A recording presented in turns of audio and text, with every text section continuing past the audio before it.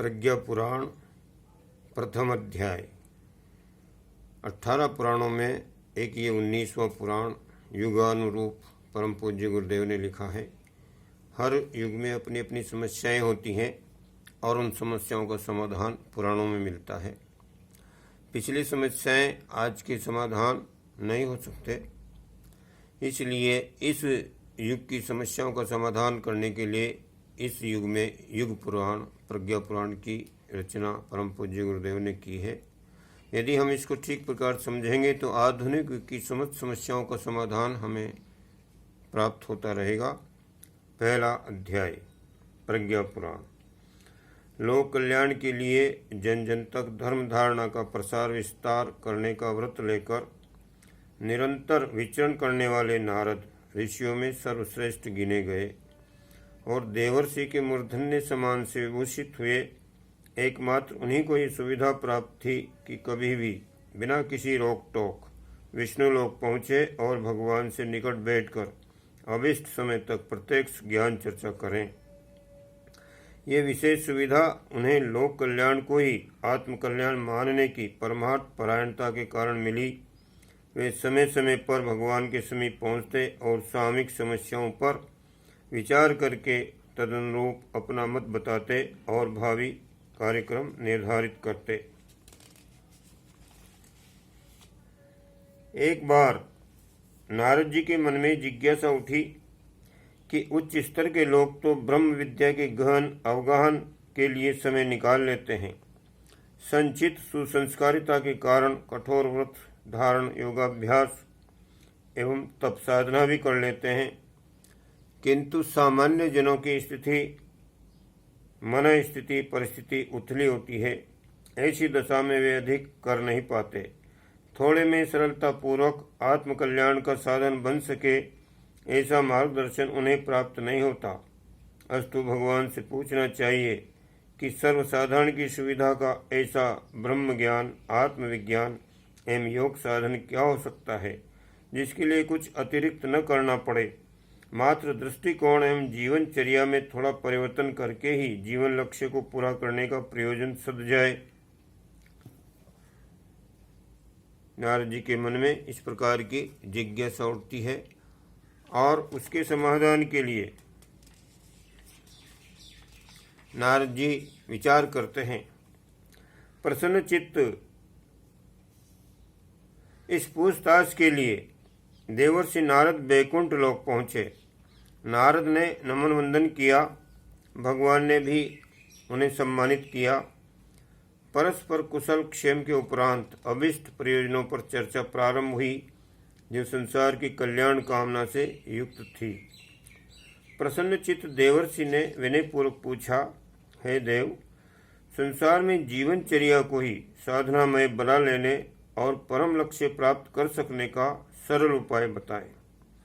सरल ऐसा सरल जिसे सामान्य जनजीवन में समाविष्ट करना कठिन न हो, घर छोड़कर कहीं न जाना पड़े और ऐसी तप तितिक्षा भी न करनी पड़े जिसे सामान्य स्तर के लोग न कर सकें। नारद की जिज्ञासा जानकर भगवान बहुत प्रसन्न हुए और बोले, हे देवर्षि, आप तो हमारे मन की बात कर रहे हैं। समय की आवश्यकता को देखते हुए इस प्रसंग पर चर्चा होना और निर्धारण को व्यापक किया जाना आवश्यक भी है। इन दिनों सर्वत्र अनास्था का दौर है और दूरदर्शिता ग्रस्त हो जाने से लोग मानवीय गरिमा को भूल गए हैं, अचिंत्य चिंतन और अनुपयुक्त आचरण में संलग्न हो रहे हैं। फलतः रोग शोक कलह भय और विनाश का वातावरण बन रहा है। भीषण विभीषिकाएं निरंतर धरती के अस्तित्व तक को चुनौती दे रही हैं। एटम बम परमाणु बम जैसी स्थितियां बन रही हैं।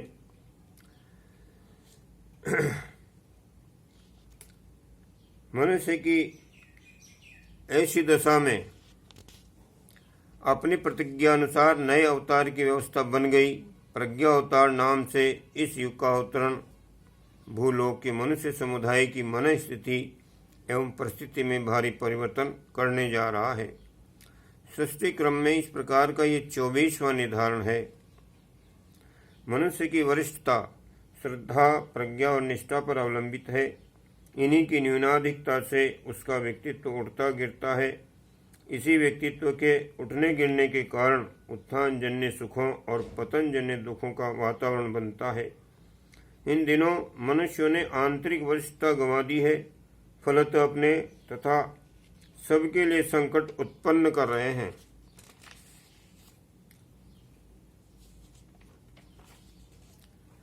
जब मनुष्य अपने बलबूते दलदल से उभर नहीं पाते तो मुझे अवतार लेकर परिस्थितियां सुधारनी पड़ती हैं। इस बार सुविधा साधन रहते हुए भी मनुष्यों को जिस विनाश विभीषिका में फंसना पड़ रहा है उसका मूल कारण आस्था संकट ही है। उसके निवारण हेतु मुझे इस अस्थिर समय में इस बार प्रज्ञा अवतार के रूप में अवतरित होना है। पिछले 23 बार की तरह इस बार भी बिगड़े संतुलन को फिर संभालना है। निराकार होने के कारण मैं प्रेरणा ही भर सकता हूँ।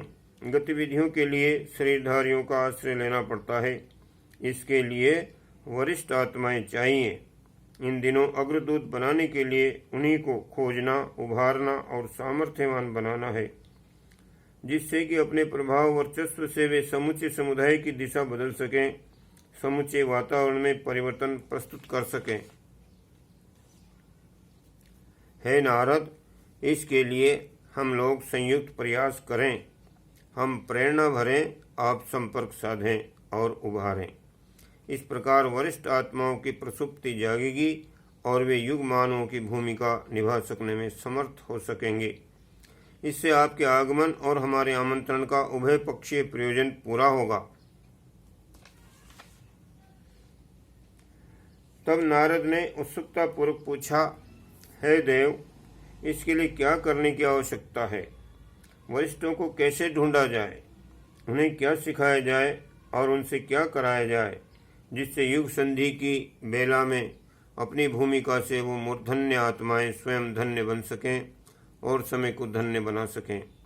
भगवान बोले, हे तात, युग सृजन, युग निर्माण योजना का अभियान आरंभ करना चाहिए। जिनमें पूर्व संचित संस्कार होंगे वे युग निमंत्रण सुनकर मौन बैठे न रह सकेंगे, उत्सुकता प्रकट करेंगे, समय पाएंगे और परस्पर संबद्ध होंगे।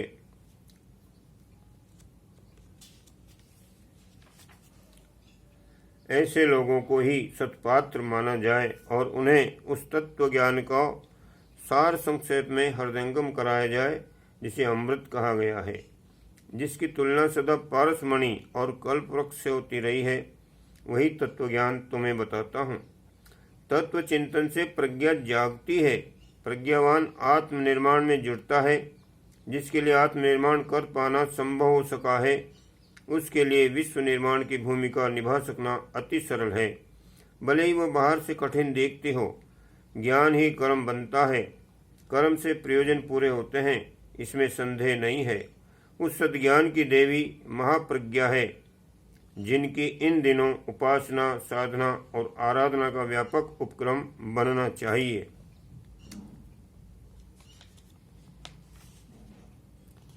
नारद ने कहा, हे देव, अपनी इच्छा और मेरी जिज्ञासा का आप जो अद्भुत समन्वय प्रस्तुत कर रहे हैं, उससे मेरी अंतरात्मा पुलकित हो रही है। कृपया स्पष्ट निर्देश कीजिए कि पुनः मृत्युलोक में वापस जाकर मुझे क्या करना चाहिए ताकि आपका प्रयोजन पूर्ण हो।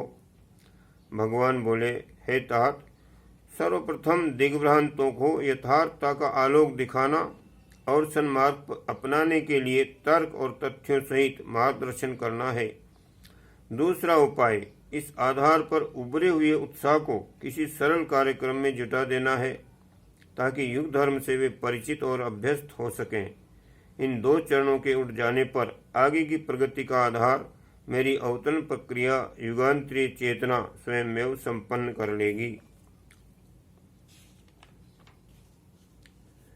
नारद ने पूछा,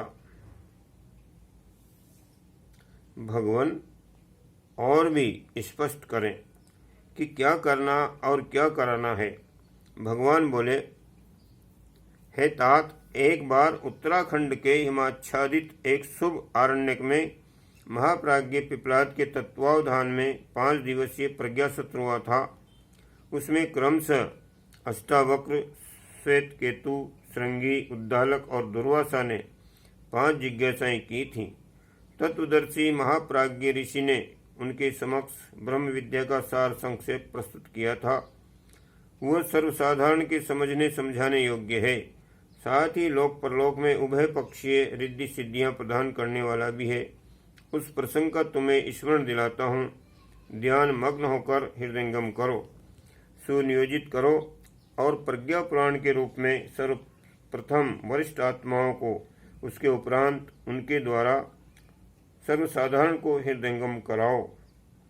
नारद समाधिस्थ हो गए।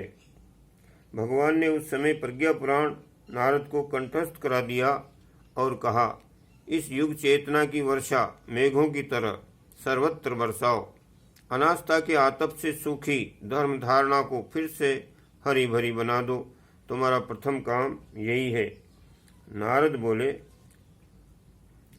हे तात, हे भगवान, ये ज्ञान पक्ष हुआ जिसे कहा या सुना जाता है। अब इसका पूरक कर्म पक्ष बताइए, जो करना और कराना पड़ेगा।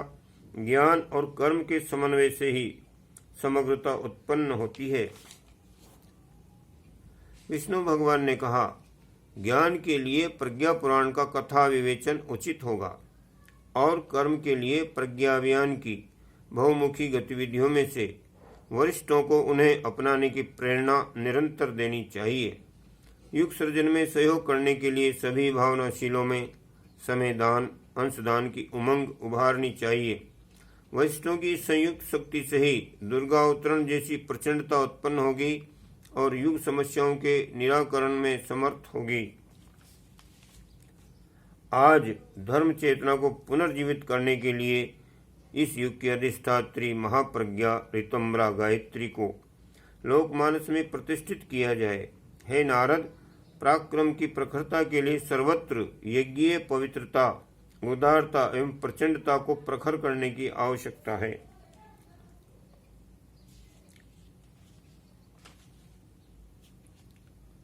हे नारद, युग देवालय प्रज्ञा पीठों के रूप में बने। वहां से सृजनात्मक और सुधारात्मक सभी प्रवृत्तियों का सूत्र संचालन हो, जिससे मनुष्य का स्वरूप एवं भविष्य सुधरे।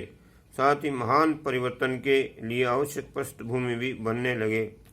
युग संधि के ये वर्ष प्रभात की परिवर्तन बेला की तरह हैं। इसमें अवांछनीयता की गलाई और सदाशयता की ढलाई होगी। विश्व विशिकाओं को निरस्त करने और धरती पर पुनः स्वर्गीय वातावरण उत्पन्न कर सकने वाले देव मानव का सृजन करने का कार्य कठिन तो है, पर उसमें योगदान देने वालों को श्रेय सम्मान भी कम नहीं मिलेगा। अस्तु, जागृत आत्माओं तक मेरा ये संदेश पहुंचाना कि वे इस अनुपम अवसर की उपेक्षा न करें, बड़ा साहस करें, बड़ा प्रतिफल अर्जित करके कृतकृत्य बने। ये उनके जन्म का उद्देश्य है। जो अग्रगामी हों उन्हें प्रज्ञा संस्थानों के निर्माण तथा प्रज्ञा अभियान के सूत्र संचालन में जुटाना। आदर्श और साहस के धनी अपने त्याग और बलिदान से उच्च स्तरीय चेतना उत्पन्न करते हैं और आत्मसंतोष, लोक सम्मान तथा देवी अनुग्रह के ये 3 लाभ एक साथ प्राप्त करते तथा धन्य बनते हैं। नारद ने भगवान को नमन किया और उनकी इच्छा में अपनी इच्छा मिलाते हुए जन जन को प्रज्ञा पुराण का संदेश सुनाने, जागृत आत्माओं को प्रज्ञा अभियान प्रयासों में लगाने का संकल्प लेकर प्रसन्न हृदय धरती पर उतरे। सप्तऋषियों की तपोभूमि में थोड़ा विश्राम करके वे युगांतरीय चेतना के रूप में विश्वव्यापी बन गए।